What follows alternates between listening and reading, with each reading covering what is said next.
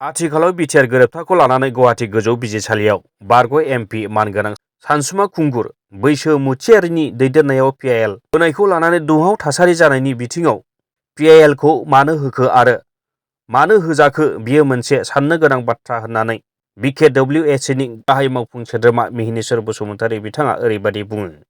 एसेमेन्ट बा सासे मावथि हिसाबै आं अप्टिमिस्टिक मिजिं गोनां आं सासे सुबुं। आङो मालाबा मिजिं बायनाय बेखौ लानानै आं आवगायनो लुबैया। दिनैहाय जाय थासारिया जोंनि गेजेरावहाय बर'फोरनि गेजेरावहाय जोंनि बिटिआर एकर्डखौ लानानै जि मोनसे जादों बा पिआइएल होलायनाय जादों बे मानो होखो आरो मानो होजाखो बे एसे साननो गोनां बाथ्रा दं। कन्टेन्सआ मा दङ आं बेयाव डिटेल्स नङा। कन्टेन्सआ मानेकि कन्टेन्सनि सायाव पिआइएलखौ होनाय जादों बे जिनिसखौ आङो आंनि नोजोराव जेब्ला रोखा जागोन आं बिसोर मोजां रिएक्सन होगोन।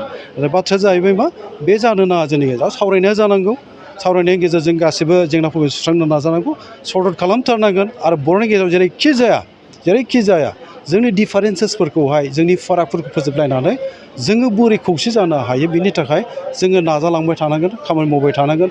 दिनै नोंथांजों आंजों सावरायनानै जोङो जोंनि गेजेराव माबा मोनसे गोरोबलाय साननाय दङबा फाराग दङबा बेखौ जों बोरै सर्ट आउट खालामनो हायो आरो जयै जों बोरै खामानि मावनो हायो बेनि फारसे जोङो मेकानिजम दिहुनथारनांगोन। आरो आंनि साननायाव आं बुंबोबाय थादों आरो आंनि साननाया बेनो दिनैहाय जोंनो बर'फोरनो सोलाय बङाइगाव दिनैनि समाव आरो नांला।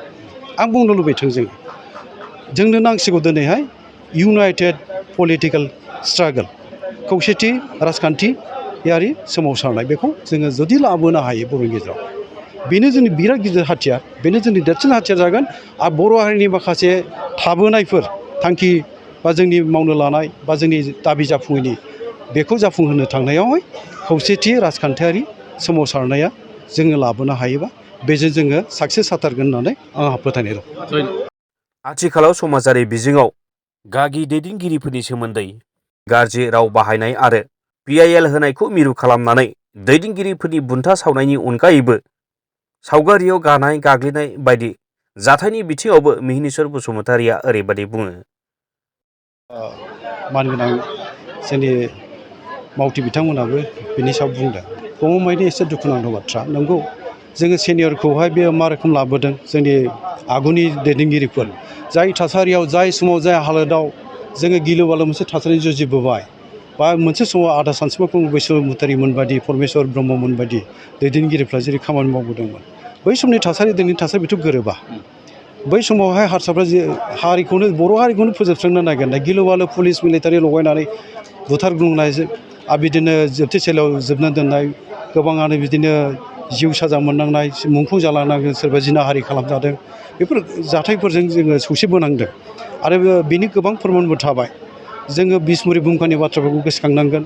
जिसा बर' आइजोआ जिनाहारि खालामजानाय बै समनि जारिमिनफोर बेफोरखौ बावनानै थाङोबा जानाय बै समाव माबायदि थासारियाव थानानै खामानि मावनांदोंमोन, बर' फरायसा आफादाव थानानै मा रोखोम खामानि मावनांदों बेफोरखौ दिनैनि हयथ' दैदेनगिरिफ्रा एसे मोनथिनो नाजायोबा मोजां आरो बिथांमोना मा कन्ट्रिबिउसन होदोंमोन, बिहोमा होदोंमोन बेखौ एसे बुजिनो नाजायोबा मोजां आरो सेनियरखौ गावनि जि मोनसे रेसपेक्टखौ जों होनांगौ बेखौ लाखिलाङोबा मोजां।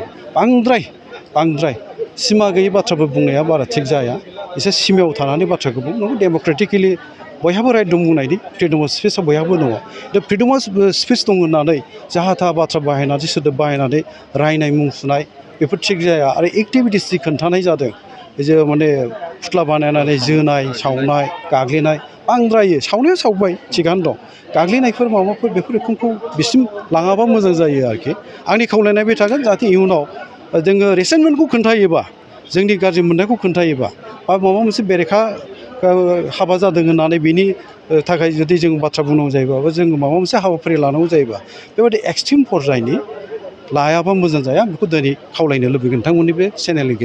बर'नि खौसेथिनि बिथिङाव नोंथांनि अनगा गुबुन दैदेनगिरिफ्रा खौसेथि जानांगौ होननानै दासिमबो खावलायनायखौ नुवाखै होनना सोंनायनि फिननायाव खौरांगिरिनि सिगाङाव बिथाङा ओरैबायदि बुंबावो। थाखायथ' समा सफैथ'वाखै नामा? खिन्थु आंनिबा समाथ' माने सफैबायल' नङा, माने थांबाय बाबेनलांगासिनो दं, जों हास्लाबाखिसैसो। थाबैनो जोङो आं सानदों द्राइबर फरायसा आफादजोंबो आङो सोमोन्दो लाखिगासिनो दङ बा गुबुन बर'नि माहारि गौथुमफोरजोंबो। आरो इभेन दाथ' खौसेथि बर' संघ आफादाथ' नामा जेरै खामानिखौ बिदिनो मावनांगौ होननानै बुंनायानो जाखायो। आरो जोंनि मोन्थोरानो बेनोखा इउनिटि, पिस प्रसपारिटि एन्ड सार्भाइभेल बे मोन्थोरजोंनो बे मट'जोंनो खौसेथि बर' सुबुं आफादा खामानि मावबोदों। गिबियाव बर'फोरनि गेजेराव जेरैखि जाया जोङो खौसे जानांगौ, इउनिटिया जोंना प्रायरिटि दं। बेनि उनाव जोङो खौसेथि जानानै जोंनि गेजेराव बर'फोरनि गेजेरावहाय फाराग डिफारेन्सफोर थायोबाबो जोङो गोजोन थासारिखौ लाबोनो हानांगोन। आरो बर'फोरनि गेजेराव जेब्ला जों खौसेथि जानानै गोजोन थासारि लाबोनो हागोन अब्ला जों दावगानायनि खामानि मावनो हायो। आरो जेब्ला बर'आ खौसेथि जानानै गोजोन थासारिनि गेजेरजों दावगाथायनि खामानि मावनो हागोन अब्लासो बर' हारिया थांनानै थानो हागोन। सार्भाइभेलाबो बिदिनो फैगोन। जोंनि फोथायनाया बे। ओंखायनो जोङो खौसेथि बर' सुबुं आफादनि जानानै बुंबोबाय थादों आरो जों बुंलांबायबो थागोन, खामानि मावगासिनो दं, मावलांबायबो थागोन आरो आं नाजालांबाय थागोन। नाजानाया माब्लाबा खम जानाय नङा, बाङाय जानाय नङा। जेब्लासिम थांनानै थागोन, देहा सोलेरा जेब्लासिम खाबु होगोन बा मोजां मोनसे हालोदाव थागोन अब्ला हारिनि थाखाय मावनायनिफ्राय फावसिनो होननानै आं मालाबाबो साननाय जायाखै।